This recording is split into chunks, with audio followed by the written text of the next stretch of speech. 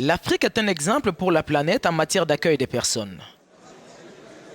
C'est en substance ce qu'a déclaré lundi le secrétaire général de l'ONU Antonio Guterres à l'ouverture des travaux du 28e sommet de l'Union africaine à Addis Abeba. Une déclaration qui intervient dans un contexte où les ressortissants de 3 pays africains sont d'office interdits d'entrer sur le territoire américain. Les frontières africaines demeurent ouvertes pour ceux qui ont besoin de protection quand de nombreuses frontières se ferment, y compris dans les pays les plus développés du monde. Le secrétaire général de l'ONU a en outre rappelé que les pays africains figurent parmi les nations qui accueillent le plus de réfugiés dans le monde.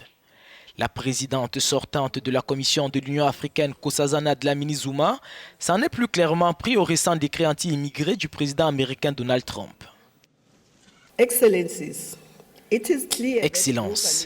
il est clair que nous entrons dans des temps très turbulents à l'échelle mondiale, a-t-elle déclaré. Par exemple, le pays qui a pris notre peuple pour esclave pendant la traite transatlantique a décidé d'interdire les réfugiés de certains de nos pays. Que faisons-nous à ce sujet? En effet, c'est l'un des plus grands défis et tests pour notre unité et notre solidarité. En rappel, le nouveau président américain Donald Trump a signé un décret dans lequel les citoyens de 7 États musulmans sont interdits d'entrer aux États-Unis. Dans la liste, on retrouve la Libye, le Soudan et la Somalie.